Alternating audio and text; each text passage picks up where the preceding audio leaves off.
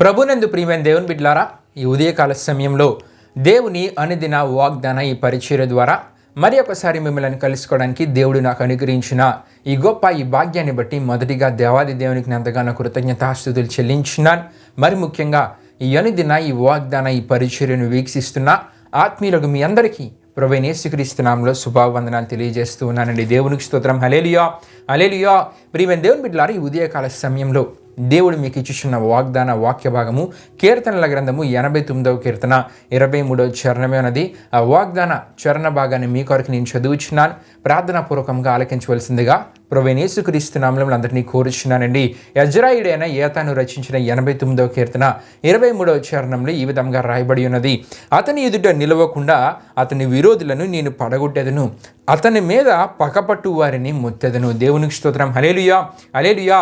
ఈ వాగ్దానపు మాటను ప్రియమైన దేవుని బిడ్డలారా, యజ్రాయుడైన ఏతాను రాజైన దావీదును ఉద్దేశించి ఇక్కడ ఈ కీర్తనలో పాడినట్లు దేవుని వాక్యాన్ని బట్టి మనం తెలుసుకోగలం. అయితే ప్రియమైన దేవుని బిడ్డలారా, మరి ఒకసారి మీ కొరకు ఈ వాగ్దాన చరణ భాగాన్ని నేను చదువుచున్నాను. అతని ఎదుట నిలవకుండా అతని విరోధులను నేను పడగొట్టేదను, అతని మీద పగపట్టు వారిని ముత్తెదను. ప్రియమైన దేవుని బిడ్డలారా, ముందుగా ఈ వాగ్దాన చరణ భాగాన్ని, ఈ వాగ్దానంలో రాయబడి ఉన్న ఆత్మీయ విషయాలను ధ్యానం చేసుకునే ముందుగా ఈ కీర్తనకారుడైన యజ్రాయుడైన ఏతాను గురించి కొన్ని విషయాలు మీకు తెలియజేయాలని ఆశపడుచున్నాను. ఏతాను అనే పేరుకి అర్థం ఏంటంటే ప్రియమైన దేవుని బిడ్డలారా, స్థిరత అని అర్థమై ఉన్నది. అయితే ప్రియమైన దేవుని బిడ్డలారా, ఈ ఏతాను మంచి జ్ఞానవంతుడైన విషయము రాజుల మొదటి గ్రంథము 4వ అధ్యాయం 31వ వచనం ద్వారా మనకు తెలియజేయబడుతుంది. అంతేకాకుండా ప్రియమైన దేవుని బిడ్డలారా, ఈ ఏతాను ఏం చేసేవాడంటే పాఠకులైన ఏమాను ఆసాపుతో కలిసి దావీదు కాలంలో ఏతాను పనిచేశాడనే విషయము మనకి దినవృత్తాంతాల మొదటి గ్రంథము 15వ అధ్యాయం 19వ వచనం ద్వారా మనకు తెలియజేయబడుతుంది. దేవునికి స్తోత్రం. హల్లెలూయా హల్లెలూయా. ఏతాను అనే పేరుకి అర్థము స్థిరత. ఏతాను మంచి జ్ఞానవంతుడు. ఏతాను చేసిన పని ఏంటంటే పాఠకులైన ఏమాను ఆసాపుతో కలిసి రాజైన దావీదు కాలంలో అక్కడ పనిచేసిన వానిగా ఈ ఏతానును మనం చూస్తుంటాం. అయితే ప్రియమైన దేవుని బిడ్డలారా, ఈ 89వ కీర్తనని ఏతాను రచించారు. ఈ కీర్తన ఏ సందర్భంలో రాస్తారంటే ప్రియమైన దేవుని బిడ్డలారా, ఏతాను మంచి వృద్ధాప్యమందు ఉన్నప్పుడు రెహబాబు కాలంలో ఇశ్రాయేలీల రాజ్యము రెండుగా చీలిపోయినప్పుడు రాసిన కీర్తనగా ఈ కీర్తన ఉందనే విషయము చరిత్రకారులు, బైబిల్ పండితులు మనకు తెలియజేస్తున్నారు. దేవునికి స్తోత్రం. హల్లెలూయా హల్లెలూయా. అంటే రెహబాబు కాలంలో ఇశ్రాయేలీల రాజ్యము రెండుగా చీలిపోతున్న సమయంలో ప్రియమైన దేవుని బిడ్డలారా, ఈ కీర్తనను ఏతాను రచించారు. అయితే ప్రియమైన దేవుని బిడ్డలారా, ఈ కీర్తనలో ఏతాను దావీదు పక్షాన దేవుడు చేసిన, దావీదుకి ఇచ్చిన ఒక వాగ్దానాన్ని మరలా ఇక్కడ జ్ఞాపకం చేస్తూ ఉన్నారు. ప్రియమైన దేవుని బిడ్డలారా, ఆ వాగ్దానపు మాటే మనం చదువుకున్న ఈ కీర్తనలో రాయబడి ఉన్న 89వ కీర్తన 23వ చరణమే ఉన్నది. అతని ఎదుట నిలవకుండా అతని విరోధులని నేను పడగొట్టెదను, అతని మీద పగపట్టు వారిని ముత్తెదను. ఈ వాగ్దానాన్ని దేవుడు ఆల్రెడీ అప్పటికే రాజైన దావీదు జీవితంలో దేవుడు నెరవేర్చారు. దావీదు జీవితంలో నెరవేర్చబడిన వాగ్దానాన్ని మరలా ఇక్కడ ఏతాను జ్ఞాపకం చేస్తూ ఉన్నారు. ప్రియమైన దేవుని బిడ్డలారా, దావీదు జీవితంలో ఈ వాగ్దానము నెరవేర్చబడిందని మనం ఎలా తెలుసుకోగలమంటే ప్రియమైన దేవుని బిడ్డలారా, దేవుడు తనని సౌలు చేతిలో నుండి, శత్రువులందరి చేతిలో నుండి విడిపించినప్పుడు రాసిన ఈ 18వ కీర్తన 40వ చరణాన్ని మనం చదువుతున్నప్పుడు దేవుడు దావీదు జీవితంలో ఈ వాగ్దానాన్ని నెరవేర్చారనే విషయాన్ని మనం తెలుసుకోగలం.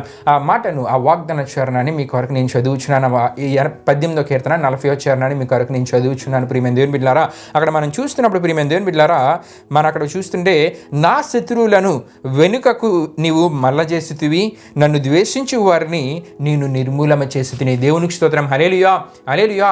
దేవుడు అంటూ ఉన్నారు, ఎవరైతే దావీదు మీద ప్రియమైన దేవుని బిడ్డలారా విరోధంగా ఉంటారో వారిని దేవుడు పడగొడతానంటూ ఉన్నారు. అంతేకాకుండా దావీదు మీద ఎవరైతే పగపట్టారో దేవుడే వారిని ముత్తెవేస్తానని దేవుడు వాగ్దానం ఇస్తూ ఉన్నారు. ప్రియమైన దేవుని బిడ్డలారా, ఆ వాగ్దానాన్ని దేవుడు దావీదు జీవితంలో నెరవేర్చారు. ఎందుకంటే దావీదు రాస్తున్న 18వ కీర్తన సందర్భం మనం చూస్తే, దేవుడు సౌలు చేతిలో నుండి, శత్రువులందరి చేతిలో నుండి దావీదుని విడిపించి దావీదుకు నెమ్మది కలుగు చేసినప్పుడు దావీదు కీర్తన రాస్తూ ఉన్నాడు. ఆ సందర్భంలో దావీదు ఏమంటూ ఉన్నాడంటే, నా శత్రువులను వెనుకకు నువ్వు మల చేసేవి. దేవుని గురించి చెప్తూ ఉన్నాడు. దేవుని ద్వారానే తన శత్రువులను దేవుడు, శత్రువుల మీద దేవుడు విజయాన్ని దయచేశారని చెప్తూ, అంతేకాకుండా నన్ను ద్వేషించు వారిని, నాకు విరోధంగా ఉన్న వారిని, నా మీద పగపట్టిన వారిని నేనేం చేశాను, నిర్మూలం చేశాను, అది నీ సహాయం ద్వారానే దేవు అని చెప్పి దేవుడిని గణపరుస్తున్నాడు. ప్రియమైన దేవుని బిడ్డలారా, దేవునికి స్తోత్రం. హల్లెలూయా, హల్లెలూయా. అంతేకాకుండా ప్రియమైన దేవుని బిడ్డలారా, నతాను ప్రవక్త ద్వారా కూడా దేవుడు మరలా దావీదుకి ఈ విషయాన్ని తెలియజేస్తూ ఉన్నారు. దావీదుకి అన్ని విషయాల్లో దేవుడు విజయాలు ఇచ్చి నెమ్మది కలుగు చేసినప్పుడు ఆ నెమ్మదికరమైన పరిస్థితుల్లో నాతాను ప్రవక్త ద్వారా దేవుడు దావీదుతో ఏమంటూ ఉన్నారంటే, సమూయేలు 2వ గ్రంథము ప్రియమైన దేవుని బిడ్డలారా 7వ అధ్యాయం 9వ వచనాన్ని మనం చూస్తున్నప్పుడు, నీవు పోవు చోటు నెలను నీకు తోడుగా నుండి శత్రువులనందరినీ నీ ఎదుట నిలవకుండా నిర్మూలన చేసి లోకంలోని గనులైన వారికి కలుగు పేరు ప్రఖ్యాతలు నీకు కలుగు చేసేదనని దేవుడు అంటూ ఉన్నారు. ప్రియమైన దేవుని బిడ్డలారా, అంటే దేవుడు ఒక వాగ్దానాన్ని దావీదు జీవితంలో ఇచ్చారు. ఇటువంటి వాగ్దానం అంటే, నీకు విరోధంగా ఎవరున్నా వారిని నేను పడగొడతాను, నీ మీద ఎవరు పగపట్టినా వారిని నేనే ముత్తివేస్తానని చెప్పి దేవుడు ఒక వాగ్దానాన్ని దావీదుకి ఇచ్చారు. ఆ వాగ్దానాన్ని దేవుడు నెరవేర్చారు. ప్రియమైన దేవుని బిడ్డలారా, ఆ నెరవేర్చబడిన వాగ్దానాన్ని ఏతాను ఇక్కడ మరలా జ్ఞాపకం చేస్తూ ఉన్నారు. అయితే ప్రియమైన దేవుని బిడ్డలారా, ఈ వాగ్దానంలోని ఆత్మీయ విషయాల్ని సందర్భంలో మనం ధ్యానం చేసుకుందాం. అక్కడ వాగ్దానాలు మనం చూస్తున్నప్పుడు విరోధులను నేను పడగొట్టేదని అక్కడ మనకు కనబడుతుంది. ఎవరైతే మనము క్రైస్తవులుగా ఉన్నప్పుడు, క్రీస్తుని కలిగి జీవిస్తున్నప్పుడు, క్రీస్తు విశ్వాసంలో కొనసాగుతూ ముందుకు వెళ్తున్నప్పుడు మనలో దేవుని నీతి అనేది ఉంటుంది. ఆ నీతి బట్టి మనం ఏం చేస్తూ ఉంటామంటే, ఎదుటి వారు తప్పు చేసినప్పుడు ఆ తప్పుని మనం ఖండిస్తూ ఉంటాం. ఖండించినప్పుడు ప్రియమైన దేవుని బిడ్డలారా, చాలామంది విరోధులుగా మారిపోతూ ఉంటారు.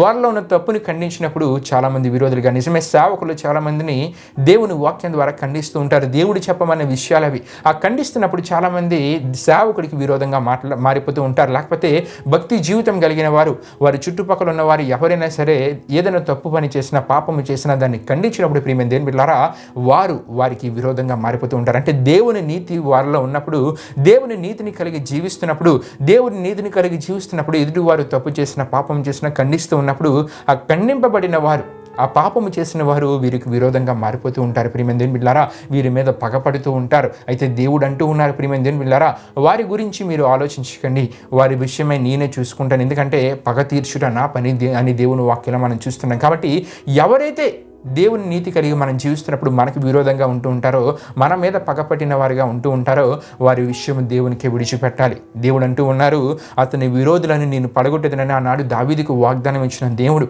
అతని మీద పగపట్టిన వారిని నేను ముత్తేదనని వాగ్దానం ఇచ్చిన దేవుడు, ఈ వాగ్దానాన్ని మన జీవితంలో కూడా దేవుడు నెరవేరుస్తారు. నిజమే, దావీదు జీవితంలో ఈ వాగ్దానం నెరవేర్చబడింది. సౌలు దావీదుకు విరోధంగా ఉన్నప్పుడు దావీదు ఏమీ చేయకుండానే సౌలు తన కత్తి మీద తాను పడి మరణించేలా అక్కడ కార్యం జరిగినట్లు దేవుని వాక్యాలు మనం చూస్తుంటామంటే, దావీదుకి ఎవరైతే విరోధంగా ఉన్నారో శత్రువులందరూ, సౌలు, వీరందరినీ దేవుడు ఏం చేశారంటే నిర్మూలం చేశారు. ప్రియమైన దేవుని బిడ్డలారా, అంతేకాకుండా దేవుని నీతి కలిగి జీవించినప్పుడు విరోధులుగా చాలామంది మారుతూ ఉంటారు. అంతేకాకుండా కుటుంబంలో కొన్ని సందర్భాల్లో అభివృద్ధి చెందుతున్నప్పుడు, దేవుని ద్వారా ఆశీర్వాదాలు మనం పొందుకుంటున్నప్పుడు మనలను చూచి కుటుంబంలో ఉన్న వారే చాలామంది విరోధులుగా మారిపోతూ ఉంటారు. చాలామంది జీవితాలలో ఇటువంటి సిచ్యువేషన్ చాలామంది ఫేస్ చేస్తూ ఉంటారు. కుటుంబంలో ఉన్నవారే అభివృద్ధి వారి జీవితంలో ఉన్నప్పుడు చూసి తట్టుకోలేక విరోధంగా మారిపోతూ ఉంటారు, పగపట్టిన వారిగా మారిపోతూ ఉంటారు. అయితే వారి గురించి నీవు ఆలోచించక వారిని దేవునికే నువ్వు విడిచిపెట్టాలి. దేవుడే వారి విషయాన్ని చూసుకుంటారు. ప్రియమైన దేవుని బిడ్డలారా, అంతేకాకుండా ఉద్యోగరీత్యా కూడా మనం ఆలోచించవచ్చు. ఉద్యోగరీత్యా దేవుడు వారిని ఆశీర్వదిస్తున్నప్పుడు, ప్రమోషన్స్ ఇస్తున్నప్పుడు, గొప్పగా దేవుడు దీవిస్తున్నప్పుడు, ఆ ఉద్యోగంలో అక్కడ చేస్తున్నప్పుడు వారితో ఉన్న కొలీగ్స్లో కూడా చాలామంది విరోధులుగా మారిపోతూ ఉంటారు. అటువంటి వారి గురించి కూడా దేవునికి మనం విడిచిపెట్టాలి. దేవునికి విడిచిపెట్టినప్పుడు దేవుడే నీకు విరోధంగా ఎవరైతే ఉన్నారో వారి విషయం దేవుడే చూసుకుంటారు. వారికి ఎటువంటి పనిష్మెంట్ వల్ల దేవునికి తెలుసు. కాబట్టి ప్రియమైన దేవుని బిడ్డలారా, దేవునికి ఎటువంటి వారందరినీ విడిచిపెట్టాలని దేవుని వాక్యాన్ని బట్టి మనం తెలుసుకోవాలి. ఎందుకంటే మనం ఎవరైతే మనకు విరోధంగా ఉన్నారో వారికి మనం విరోధంగా ఉండకూడదు. ఎందుకంటే దేవుడు సమాధానానికి కర్త. కాబట్టి అటువంటి దేవుని ఆరాధిస్తున్న మనము ప్రతి ఒక్కరితో సమాధానంగా ఉండాలి.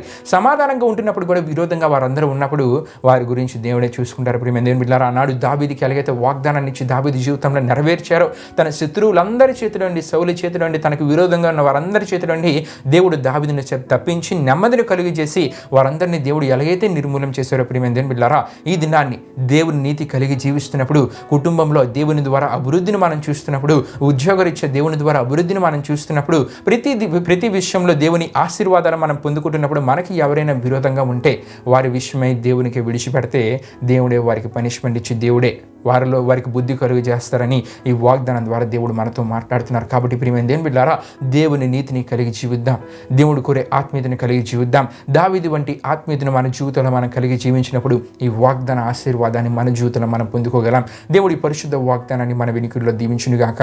ఆమేన్. ప్రియమైన దేవుని బిడ్డలారా, ఈ వాగ్దాన కార్యక్రమాన్ని ముగింపుతో మనం ముగించుకుందాం.